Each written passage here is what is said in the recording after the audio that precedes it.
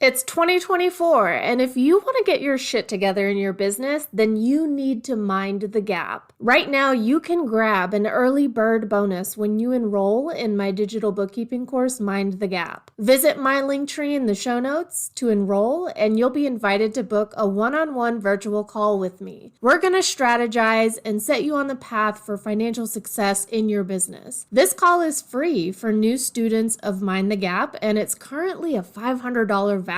The course will be available starting in May 2024, but don't wait to grab your free bonus and get into our online community. Everyone who enrolls in Mind the Gap right now will receive an exclusive invitation to join our virtual community. I'm going live in there twice a month to teach you valuable financial content, answer your business questions. We're co-working together, and you'll be able to network with other entrepreneurs who are doing this work too. All of my clients are there already, and we're so excited to meet you. Visit the show notes to get enrolled in Mind the Gap today. All right. Hi, everybody. Welcome to another episode of Money Through Ease. Today, I have a guest with me. It's Heather Jones from Heather Jones Coaching.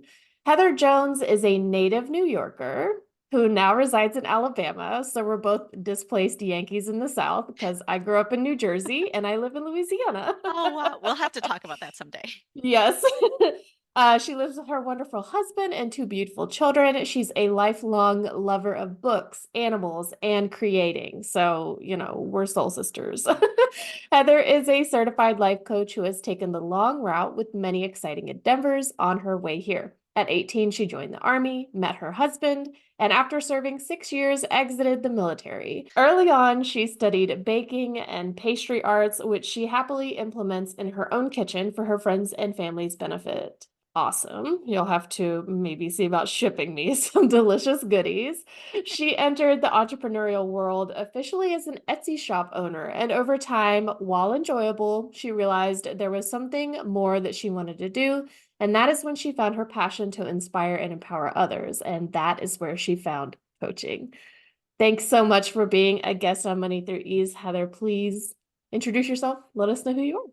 Yeah, I will. Thank you. And I love that when you were trying to say baking, your finance mindset was like banking, banking. Yeah, I'm just gonna leave that in the cut. Like, I love it. It's so natural, like it's human, right? yeah, yeah. But yes, thank you. First of all, thank you for having me on today to chat with you and hopefully share some awesome insights with your audience, your listeners.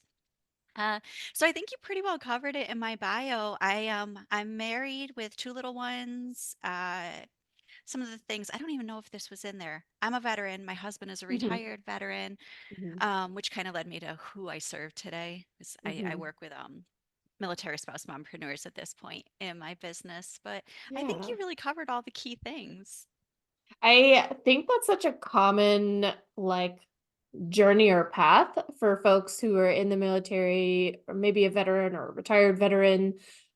Which the difference between that is like you served, but you didn't like retire from the armed forces versus you spent 20 years there at least, and then you got to retire as a veteran. So Right. I see a lot of folks like move into that entrepreneurial path or journey, rather than going out and like finding a job in the marketplace. Can you tell us a little bit about what that experience was like for you and maybe how that intersects with the work that you do with your clients? Yeah, so I actually served 6 years, just over 6 years. So Hmm. I personally did not retire Hmm. from the army. I met my husband while we were both serving and he retired, so I followed him on his career. And he Yeah. actually did go the traditional, got out of the army and went into working in like a 9 to 5, so to speak. Yeah. But I can still see where somebody coming out of the military after 20 years might have the passion or the idea that entrepreneurial pursuit is where it makes sense for them because the Mm. military is so structured. And for 20 years of your life, and most people join, 18, 19 years old. So Yeah. for all of those years, this is life. This is just Yeah. the way it is. And then you move into what we call the civilian sector and it's Hmm. just like a culture shock for somebody who had served for so many years. And some people just don't thrive in an Yeah. environment that's so different than what they had experienced for 20 years. So, where you could go into entrepreneurism, you can make it what you need it to be Hmm. and, to thrive in the areas where your strengths are. So, I mean, that's just kind of my thought on it. Hmm. Hmm. Um, but yeah, that makes good sense. Yeah, like, and it is such a structured life that you lead in the military. My stepdad was in the Air Force and he retired from the Air Force in Okay. 1999. I live in Shreveport, Louisiana, which is next to Bossier, where Barksdale Air Force Base is, which is Global Strike Command. Like, we're kind of a big deal down here. No? But like, I kind of grew up in that environment of like moving around and watching, like, growing up watching him, like, and his work life being so structured in the military because it's a job, it's a life, like they tell you where to go, like who you get to be. And you're right, like when you start and you enlist, at 18 years old, like your brain isn't even fully developed yet. So they really Mhm. structure kind of who you become as a person with this very regimented lifestyle, and even like the way that you work and the way that you respond to situations and stuff. I think that would create such a unique experience for someone who left the armed services and becomes an entrepreneur and like has to figure out how to create that structure, that kind of regimented lifestyle and work style for them, or work ethic for themselves, without like a boss or a commanding officer like telling them what to do and where to be. Yeah.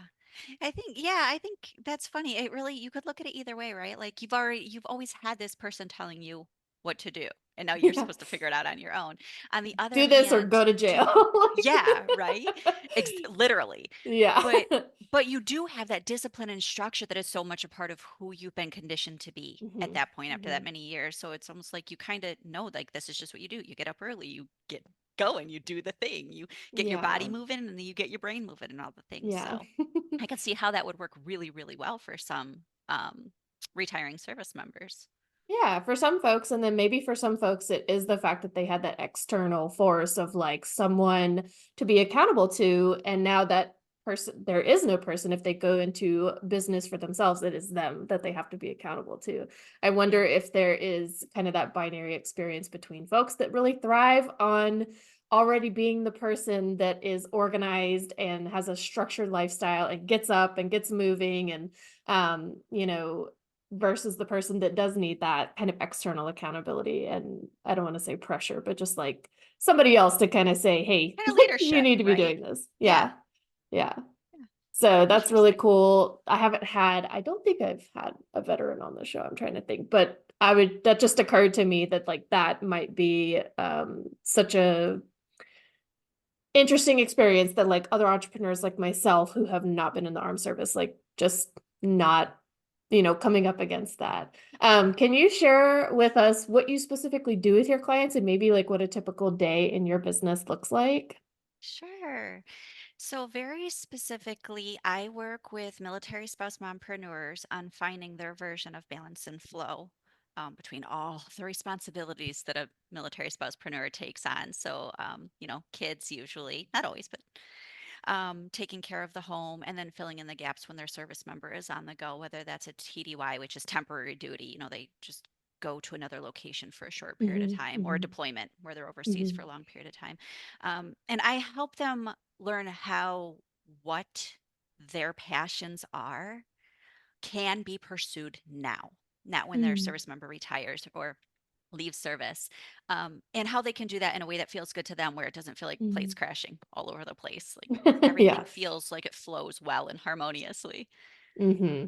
Awesome. Yeah. So if we are working with somebody that is a mom or the woman and who has like a spouse that is in the service, and they've decided that they want to create a business for themselves. I don't know how long you've been doing this specifically or with this group of folks, but have you noticed a change in the availability of entrepreneurship because of like the things like online businesses and remote working? And if you are deployed with your spouse and you're living overseas, like you could possibly still run an online business based with like clients in the United States. And is that more available to people and like easier to manage and to access because of like the shift to the online virtual world? So yes and no. Um, so mostly you kind of hit the nail on the head. What I think you were saying was like it's mobile, right? So as you're moving Hmm. around with your spouse, you can usually when Yeah. you're, unless you have this grand idea to open a brick and mortar, which is kind of a Yeah. thing, you're going to really be able to do it most of the time. Yeah. If you have an online business, it can be very mobile, so you can move. It can move as you move, and Hmm. that is very alluring to a spouse Mm. who knows that she's going to have to find something new to do every couple few years. Yeah. And that was certainly what it was Just like for uproot your me. life Yeah. and figure something else out. And by the way, you have to quit your job and find a new one at the next location Yeah. and start from the bottom to work your way back up to the top. And Yeah. it's like, are you kidding me? I'm not doing that every few years. Yeah.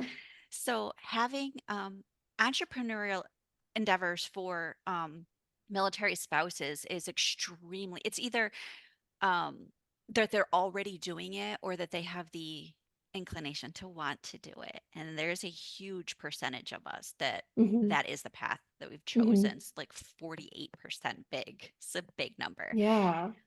That said, a lot of times it can even go overseas. The businesses can go overseas with us, but there are some countries that don't allow military spouses Mm. to work.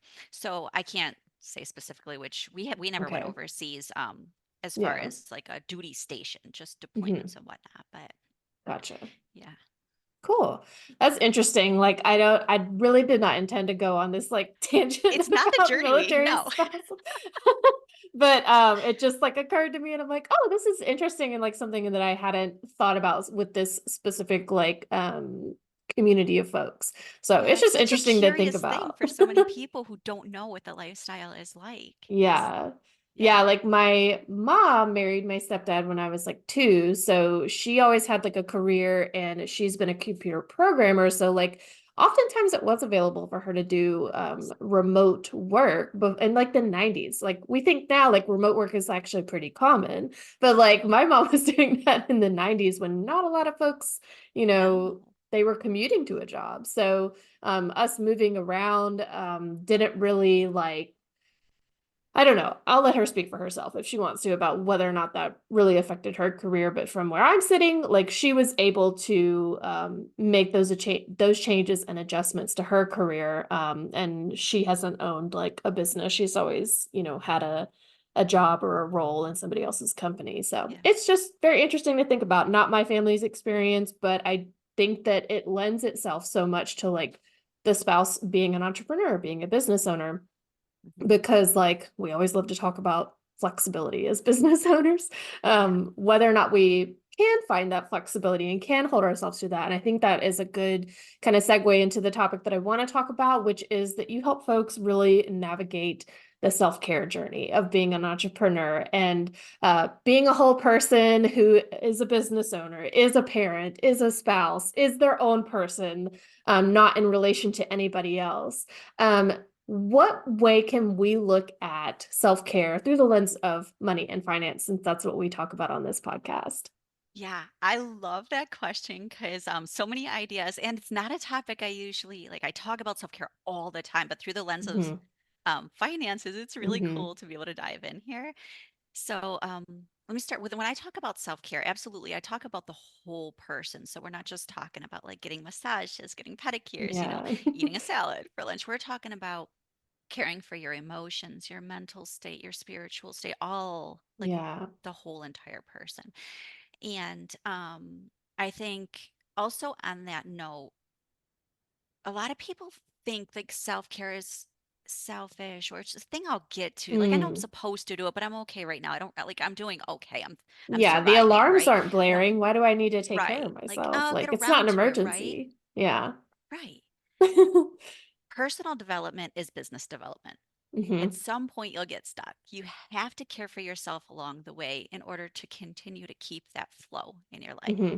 Hmm. So self-care is, that massive part of personal development. Now, when it comes to finances, a lot of us get a lot of heartache around finances. Like money Hmm. can be a huge stressor for people. And Yeah. so, like some of the things that we can do, like the first thing that comes to mind, right? Let's just say we have to pay bills. And that can be a huge stress for people. Yeah. So you're getting ready to pay bills. Maybe you start a practice if you know it's a stressor for you, where you, what I would call ground yourself, but it's you just do deep breathing. You just settle your mind and body Mm. so that you go into the bill paying, the process of, taking care of your finances in a more settled state. And so that it's Yeah. not such a stressor. It's just a fact. It's just a thing that you do. Yeah. And so when it comes to deep breathing, I do think it's important to note that there is a way to do it. You can't really Yeah. breathe wrong per se, Yeah. but it is important to note that the breaths should be deep. And you should Hmm. really try to be like working towards, pushing it kind of down into your diaphragm, which is, just like below your rib cage. And the Hmm. reason that's important is because most of us just naturally breathe into this space, shallow Hmm. chest breaths, and that can be a stressor in itself. Hmm. And so taking a moment before you're going to do the stressful thing like paying the bills or diving into whatever it is that you're doing with your finances, taking an opportunity to do the deep belly breaths and giving yourself a good solid minute or two in that space where you're just focusing on your breathing will get you to a place where you feel so much more centered and it Mm. starts to bring that stress level way down. So you go in a little bit more clear minded. Yeah. And you specifically work with people with somatics kind of coaching tools. And somatics is, I want to say, just linked to our nervous system, whether or not it's activated, it's overactivated, it's underactivated, or if we're within our window of tolerance. So, um, a lot of my clients or people who come to me that want help with like their bookkeeping and their business finances are stuck, are procrastinating. Can you speak to a little bit about why that might be in relation to like nervous system activation? Because money can be an emotional thing, or it can be something that really triggers you to be like your fight or flight response and like or Yeah. freezing up. And that is the place that we don't want to manage our finances from. Right. Yeah. So, absolutely, every thought we think impacts our body. Our body is Hmm. responding in some way. And so, if we're stressed, we're thinking quote unquote negative thoughts about the finances, then our body is reacting, and we're often not really aware that it's reacting because we are so somatics. It's what you said. So just in like a really really simple explanation is somatics is dealing with the body, and Hmm. it's dealing with the mind body connection. Yeah. And so when your body is responding negatively and you're not even noticing it, there's this whole stress response that's happening. Hmm. Your creative and like more like here now in the moment brain kind of shuts down and that Yeah. primitive brain kicks in and that fight flight Yeah. freeze kind of like you talked about that kicks in. And so and that reacts. We have a reactive state in the body where um our nervous system just does very much go into like overdrive, and it's like, okay, I got to keep myself safe, I got to keep myself safe. And the fact of the matter Yeah. is you are safe. Hmm. It's about retraining your brain and your body to know, okay, there's no lion chasing me. I'm just paying bills. And at the end of Yeah. it, I am going to be okay. So, believe it or not, deep breathing is very much a very simple somatic exercise that you can do to calm the mind and the body. Hmm. And and that really is a way to like reset the habit and start to create a new habit for yourself where you don't go into that overdrive stress response. There's all Yeah. sorts of other things you could do though. Somatics it is like movement of the body. It's Hmm. also it can be visualizations, believe it or not. So Mm. you can visualize sitting down and being calm about paying Hmm. your bills. You can there's all sorts of practices that you can use if I mean the deep breathing's for everybody, but if you're Yeah. feeling like you need more, because that's okay, we're whole human beings and not the same thing is Yeah. going to work for all people. Maybe you need a little bit more. So give yourself permission to use your body how you need to do it. Have you ever noticed like you get really stressed and you like just have this like I just go like You're gotta like shake it holding off. I your just want to breath. like I just want to shake it Yeah. off. I want to shake it out. Do that. Yeah. The other day I got super stressed about something. And I'm not going to lie, I was a complete spaz. I was by myself in the house and I was like, oh my gosh, I'm about to lose my mind. I got to move Hmm. my body. I started jumping up and down and just shaking my Hmm. arms and flailing my body. And by the end of it, I was like, good, it's gone. Yeah. So, yeah, giving yourself permission to use your body to, kind of release that energy that's pent up. Otherwise, it stores itself in your body and over the long term, Yeah. it's not good. And because it is that mind body connection, it's like literally a flip. or switch gets flipped in our brain from like logical, like I'm a rational, educated, like, I'm an organized person, I'm on top of my shit. The Yeah. switch gets flipped and all of a sudden I am the animal the Yeah. animal instincts kick in and like, oh, the lion is chasing me. And we can look to animals. We can look to children, the animals, the dogs when they, like they're barking at somebody outside and you notice like once they're done and like the person who's just walking passes, the dog will like do its whole like shaking thing. And that is like them using their body to reset like that mind body connection of like, I'm not in any danger right now. And we can look to kids too, kids getting zoomies, like they're like trying to regulate their nervous system or they're like dancing around or fidgeting. And, it can drive parents crazy or their grown-ups crazy, like sit still, but that is them trying to like regulate. And it's a normal thing to do. But once we're adults, it's like kind of been programmed out of us to like use the body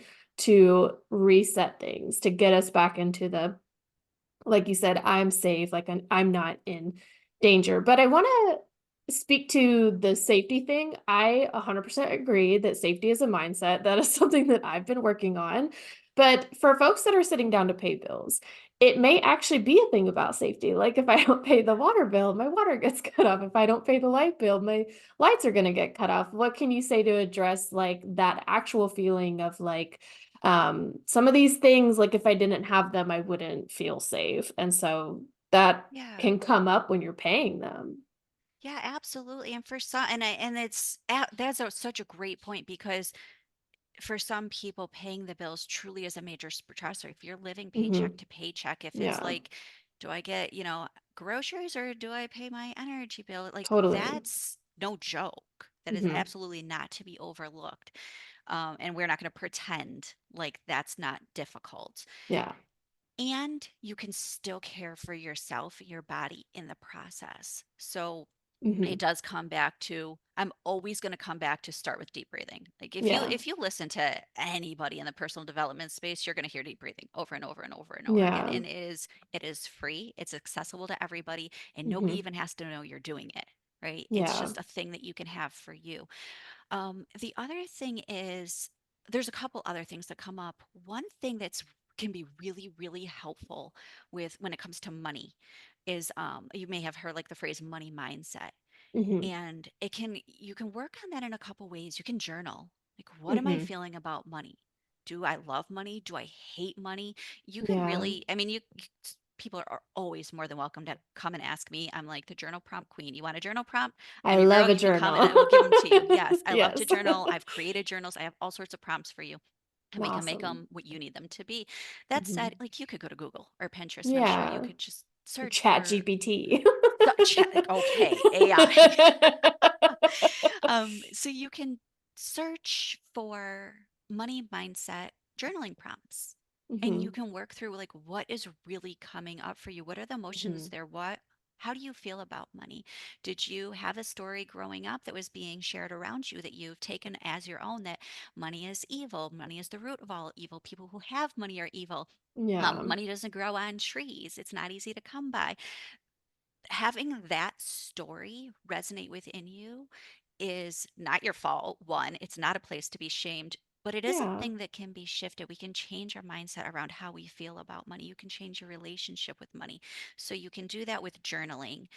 Um, or, you could work with somebody one on one where they can ask you the questions. I've Yeah. done exercises where the coach or the one person um, is money, is the Mm. money side of the conversation. And Hmm. I might say, like, I'm not feeling the love from you lately, why don't you like me? And you can Yeah. talk to me as though I'm money, and you're like, look, you haven't been there for me, I don't Yeah. trust you. And that can be extremely cathartic to get it off your mind and off your Hmm. chest. And also really eye-opening, because you're like, oh wow, that was in there. And so often, so many things that we don't even realize are rattling around in our head or living in that space come Mm. out in those discussions or those journaling sessions. And it can bring Yeah. a huge awareness there. And then that's an opportunity for healing, because whatever you had been feeling, then it's out in the light of day. and then you can take it and you can start to shift it and you can replace it with things that do feel better. Yeah, I love that. And I think that even the work that I do with my clients, we can't even get into that work until they have some way to care for themselves with their mindset and with their body and the somatics. And, having a practice that you come back to bring yourself out of that like activated nervous system state is essential to do before we start talking about like we're going to connect your bank account to QuickBooks. Like we can't even get to that point if you're in the place where you're activated, you don't feel safe, it's an emotional experience, things are coming up for you, like that literally blocks you from being able to make good choices. And I don't specifically do that work, like I'm not licensed or I would Mhm. not consider myself qualified, but I do that work for myself. So, if that is coming up for somebody, I would actually be like, hey, maybe like we need to find you someone to work with so that we can do the money role playing or Yeah, some coaching on creating a habit for your deep breathing. If we're going to set a time to sit down and do your bookkeeping, which is what I tell folks to do, like put it on your calendar, maybe the beginning of that appointment with yourself is 2 to 3 minutes of deep breathing or a guided meditation or something to bring you back into a good state where we can be creative, we can solve problems because you can't do any of that from that activated place. absolutely. I love that you mentioned guided meditation. There's one that comes to mind that is extremely effective when we're stressed, right? Our body is naturally in a very tense state. We're usually Mm, not aware of it again, but it is, trust me. yeah. But a thing that I love to do for myself and with clients is something called a body scan. And there's different ways Mhm. that you can do a body scan. And one of the ones I love is a tense and release. So you Mm, literally from head to toe, you tense and then yeah. release each body part individually. And by the time you get to your toes, you're like, whoa, Yeah. I had no idea I was that tense, but you could feel it release. And that Yeah. can be a really great place to start too. Yeah, and literally from like the top of your head, like your eyebrows, your Yes, eyes, you your scrunch your mouth. face, Yeah. you clench your jaw, and then you just let everything slap. Just Yeah. release. Yeah. I'm constantly sitting here with my shoulders up against my ears when I'm working. So like I have the standing desk. I will like raise up my desk so that I can like stand and have good posture. And then I have to like squeeze and like let go to it. It's like once again, like going back to that mind body connection and using the body to inform the brain that like we're safe. There's no reason to be like so tense and alert right now. And I find it fascinating that this work really is about like moving your body, pushing your body, touching your body, like self massage, like tapping, all of that stuff to send a signal to your brain because we think that it's just a one direction thing. We think Hmm. the thoughts like the neurons are firing in our brain, the electrical signals, and then it goes to our muscles and there's no backwards flow of information, but there is like, and Yeah. it's something that we can tap into. Literally EFT tapping is like my favorite thing. It's so um good. I love it. And like anytime I am having like a moment with money or with my business or a client or gosh, an email will come through, like the phone will ring, and I'm like, all right, let me go take a minute and do some tapping for like 5 minutes because it Yes. does just bring me back down. Yeah. Yeah. Tapping. It's not one that I personally do with clients, but it is one that I've had done with me, and I love Yeah, it. It's so it's good. so good. Yeah. And you can find like, look up EFT tapping on like YouTube and find like a 10-minute Yes. guided. You just have to hit a few points and it is amazing. I love it. Yes. What inspires you to kind of keep creating, keep doing this work? What about specifically the situation your clients find themselves in when they come to you? Is the thing that keeps you coming back? Like, what is your why? I guess we could put it I love the succinctly. what is your why? Because I think so many people misunderstand the why. Like, what is my why? Oh, to make money, right? Yeah, of course. So, yeah, naturally. Yeah. My why is um it stems from where I came from, right? As a Mhm. military spouse, I have to give a little, I'll try to keep it succinct really quick, but I have to give a little background to get like, so, because like they say, I think we talked about this earlier in the conversation, we usually coach where we come from. And if we didn't, Mm-hmm. that's true, just so you know. Mm-hmm. Mm-hmm. And we often Yeah. watch where we come from. And so what happened Yeah. was when I married my husband, he and I, like I said, we met in the military. I got out, he Mm-hmm. stayed in. I got out, I had a career, I was doing big things in my career. My husband decided he wanted to do the 20 years, and I was like, oh, cool. So I get to quit and, leave behind everything that I built. And Yeah. it was a deeper conversation, but essentially that's what it was. We'd have Mm. to move every few years. I had to ditch what I had been doing and working on it, all my dreams and all my goals. And I didn't do anything with any of the stuff I had been working on. It all fell, by the wayside. Started Mm. having kids, and I lost everything that I loved to do for me in the process. Mm. I loved my kids. I loved supporting my husband, Yeah. and I wasn't doing anything that spoke to me. When I Mm. finally came around and realized, hey, I do get to have something for me that I love, it was like this massive realization and this, oh, there you are, Heather. It's nice to Mm. meet you again. Like I've rediscovered that piece of me that had been like shuffled to the bottom of the pile of Mm-hmm. all the other things that need to be done. And I Yeah. never want to feel that way again. Mm-hmm. And I am, so that brings me to where I am as a coach today. I realize that there are so many moms generally, but in the Oh military, yeah. it's a whole other level. Your Yeah. service members gone a lot. The level of Yeah. responsibility. And I think, other moms, like single moms, for example, can relate Oh to yeah. this as well. The level of responsibility is on a whole other like plane. Um, and it can be very disheartening, very depressing, very sad. And nobody should have to live like that. You should Yeah. get to know that you are just as important. What you want in life is just as important. And what you strive to do is equally as Mm. important. And that's my why. I don't ever want to Yeah. see another mom sit down and go, I'll take care of me in 20 years when my service member retires. Mm. Yeah. Thank you for sharing that with us. And I love that like every guest I have on has been really vulnerable with like sharing, their journey because it does service to no one, including ourselves, but especially our clients or people listening to kind of like not share in the things that are maybe bringing up a little bit of guilt or shame.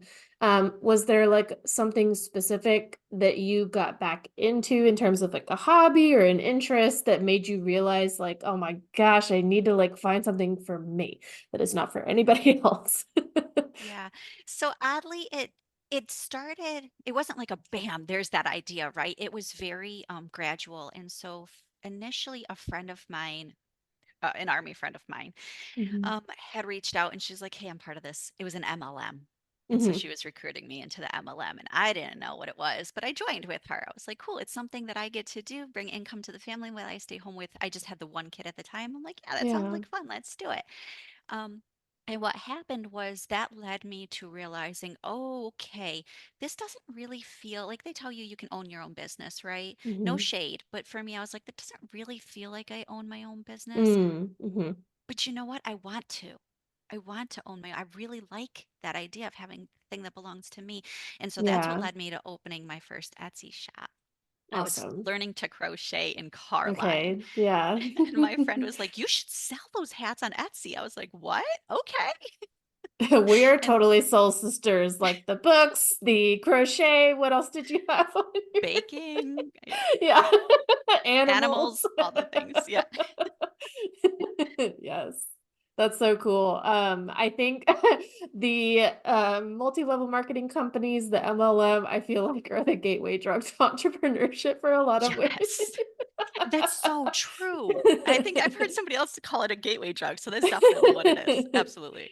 It's like that is the doorway that you get into, and you're Hmm. like, oh, like I could do, sure, I could do this, but like I could also come up with my own thing. And especially folks that are creative in any sort of way, like, yeah, you're going to be like, oh, like I can take this kind of template of, because they really do like have a lot of support and teach you and give you resources and materials to market their product for them. Yeah. And there is, from what I know of it, like I've not ever participated in one myself selling things, but from what I know, like there is like a community aspect to it. Like we're all in this together. We're all going to kind of work together as a team.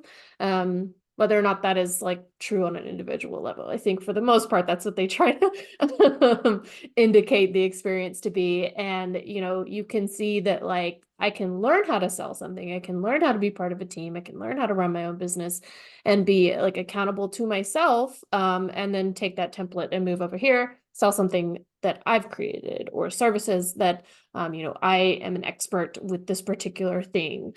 And so I do see it as like a gateway drug. There's always any client that comes to me that is a woman that maybe has children and is running her own business at some point in her in her working history. She has done lip sense or what Something. is it, like the LuLaRoe and stuff. Like Yeah. my grandma sold Avon and Mary Kay like back in the day. Like, Like the original, there's some of the original yeah, MLMs, I think. And yeah, they're yeah. That's, Amway.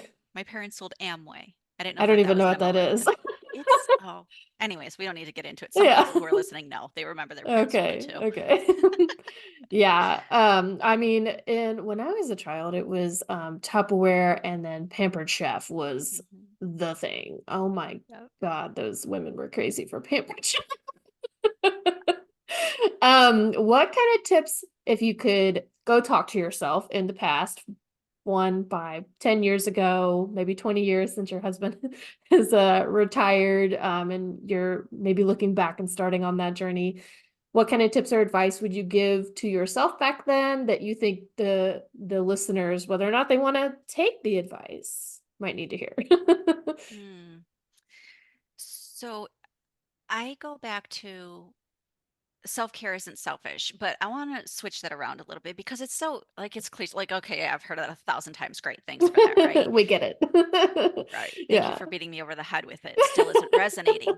Yeah. Here's the thing. Most of us don't do self-care at all, or at least on the level that we should be doing it because we are so Mm. busy caring for other people. Hmm. Here's the reality.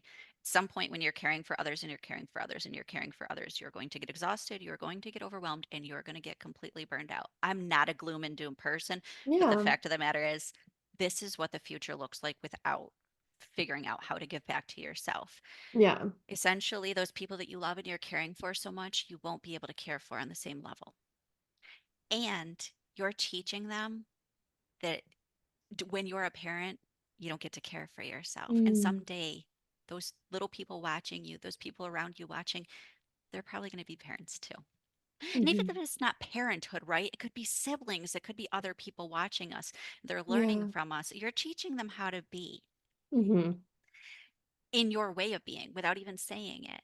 Hmm. So when you practice self care, you're showing yourself how important it is and how much you value yourself. And that's a huge subconscious message to yourself.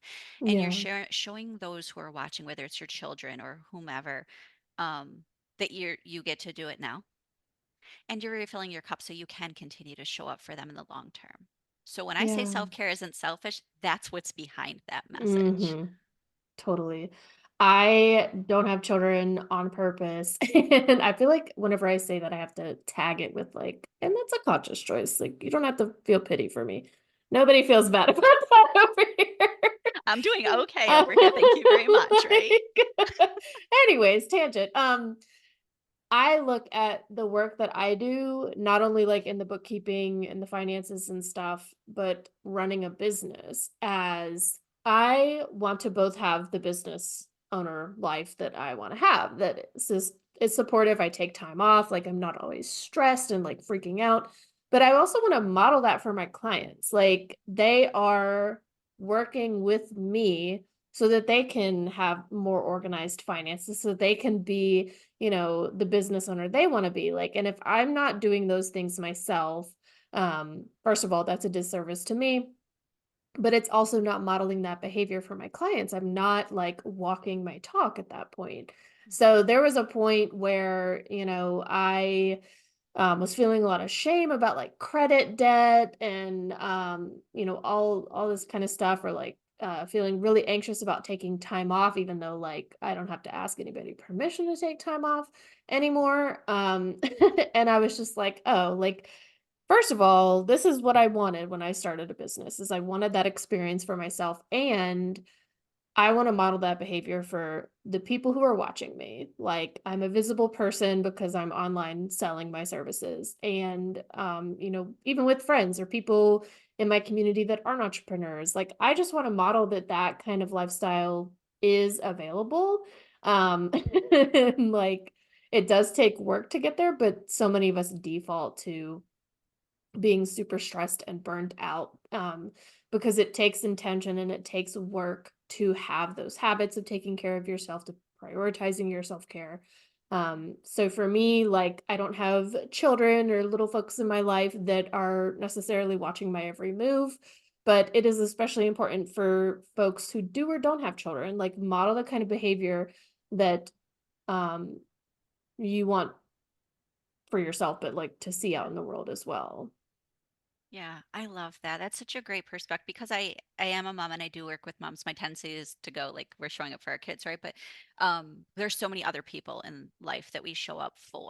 Your clients are Yeah. a huge group Mm. of, who we show up for and modeling. You definitely can't do the do as I say, not as I do. That Yeah. doesn't work ever. Right.